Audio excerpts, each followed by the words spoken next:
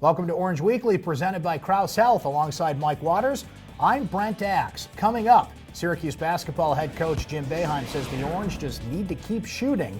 And Nate Mink joins us to wrap up the 2019 Syracuse football season and to look ahead to 2020 and what the Orange need to do to have a better season then.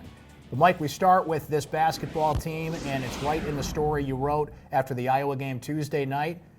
The worst start in 50 years for Syracuse basketball. Now that's 4-4. I think a lot of people would, take that with their programs, and it shows you that, it's been that long since Syracuse has even had a losing season, but it shows you that history is creeping in on the Syracuse basketball program currently in all the wrong ways. Yeah, some schools might be okay with 4-4, but Syracuse fans certainly aren't used to it. No Jim Boeheim team has ever started out less than 5-3. The last time you can find a worse start than 4-4 was a 3-5 start to the 1968-69 season. That was Roy Danforth's first year as the head coach here at Syracuse. Jim Boeheim wasn't even on his staff until the year after that. So that's how far you got to go back. And we are talking Syracuse being really in uncharted territory right now. We really are, and there's a number of things that are wrong with this team, but I want to center in on the struggles of Joe Girard and Buddy Boeheim, because it's interesting, Mike, they're in concert here. The last 3 games, they've shot 15 of 65. So while there's no one solution to their issues right now, what's the main issue you see and why these two are struggling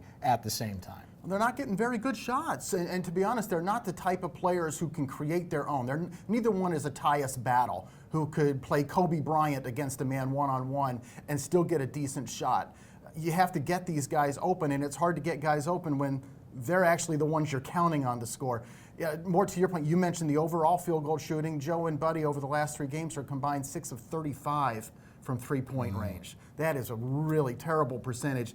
Syracuse's team is supposed to be relying on threes. They're not making any right now. And when Elijah Hughes struggles, which is going to happen, you can't be Superman every game. Tuesday night, he goes 3 of 13 overall, scores 10 points.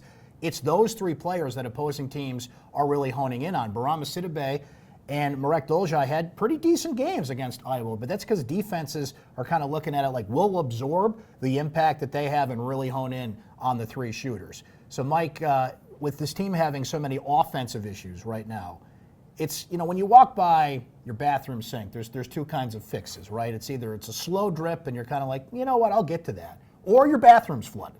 So looking at that, seeing that Syracuse's offense is kind of at that, or at least leaning towards the bathroom is flooded mentality right now, what are some quick fixes here? What can they do to clean up the mess? There is none, because the bathroom's flooding right now, Brent, and there's no quick fix to a flood, and they just have to figure out ways to slow it down. To hide some of their weaknesses. I think it's been a good sign that Marek Dolezaj did play better against Iowa. It's not good that Buddy and Joe have been really struggling. They got to find ways to get those guys opening. They got to set better screens for them. They have to work harder without the ball to come off a screen to get a better shot. I think one thing they might want to toy around with is Elijah Hughes in the backcourt. Bring him to the 1 or the 2, and then maybe it gives you an opportunity to put Quincy Guerrier in the lineup, put him at forward opposite Marek, at least until Buddy and Joe figure things out. Jim's done it before where he's taken a guy off the floor, reduced the pressure on him. Would he do it with Joe or Buddy? I'm not sure, but it would make you more athletic at the top of the zone on defense, in addition to maybe helping you offensively. If Jim's got a cheat code for Quincy Guerrier, I think that is the key right there, because we just said it a moment ago, teams are not worrying about Syracuse inside. If you can put a player down on the post that the other team has to account for, I think that eases the pressure on Joe and Buddy, and maybe they get some better shots going forward. Well, as we hear from Jim Boeheim coming up here in Syracuse Soundbites, that's exactly what he says the Orange have to do to get out of their woes. Just keep shooting. Well, they just got to keep shooting. They're good shooters. They have struggled the last 3 games. Better defenses, tougher shots, but we can do a better job of screening for them, getting them better shots, but we don't have an alternative right now. Bryson looks uncomfortable out there, and I'm not sure what is going on with him. But Joe and Buddy need to shoot for us to be effective. Nate Mink is here, ladies and gentlemen. One more discussion on the 2019 Syracuse football team until we move on to 2020. And Nate, boy, Trill Williams gave this team and its fan base a defining moment. He waited until the last possible moment to do that, but he did. So certainly that's going to be a highlight of the season. But what are some of the other things you think will really stand out about 2019? I think more than anything, Brent, it's the fact that this team missed a bowl game at 5-7 overall. I think it shows that this place has still got some work to do to get up into that consistency that Dino Babers is seeking and not the occasional. You know, they got some work to do on their infrastructure, staffing, recruiting, the facilities, that is really going to have to be elevated if they want to start competing towards the top of their division. Not every 3 years, but every year was what they're seeking. It's a very interesting offseason in a lot of ways, Nate. We're anticipating some coaching changes. Recruiting is always big, but I think comes into focus a little bit more, as you said, after you have a season where you don't get to a bowl game. What are a couple things to you that have to happen between now and the start of next season for this team? You definitely need to shore up your coaching staff. Obviously, the only staff vacancy that's open right now is the defensive coordinator, but Dino intimated that there would be more staff changes. So I think you got to really get your staff in place. And then I think you got to continually look at supplementing and enhancing your roster. I think you really need to take a hard look at the quarterback position and try to enhance the depth at that position.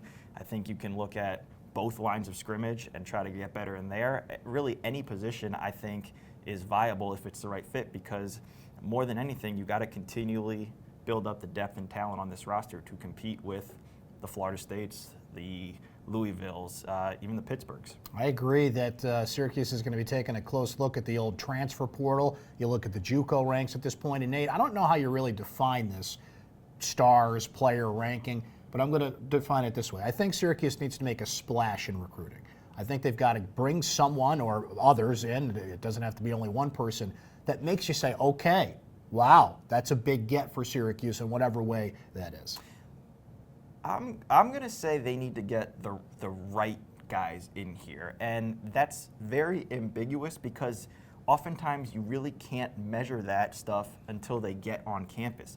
I think more than anything, you got to look at a kid's desire, a kid's heart, a kid's willingness to prepare week in and week out. I think that really hampered this team at times over the last 12 months is guys who are willing to put in the work day in and day out to get better, to kind of just understand like, hey, we won 10 games a year ago, but that doesn't necessarily mean we get a free pass to that 10 win season again. I think it really comes down to a lot of stuff between the ears and willing to put the work in. Even Dino Babers admitted at times it became more about the individual in a team sport this season. Well, Nate, thanks for joining us all year long here on Orange Weekly. We'll keep reading through the offseason. Thanks for watching Orange Weekly, presented by Krause Health. For Nate Mink, for Mike Waters, I'm Brent Axe. We'll talk to you next time.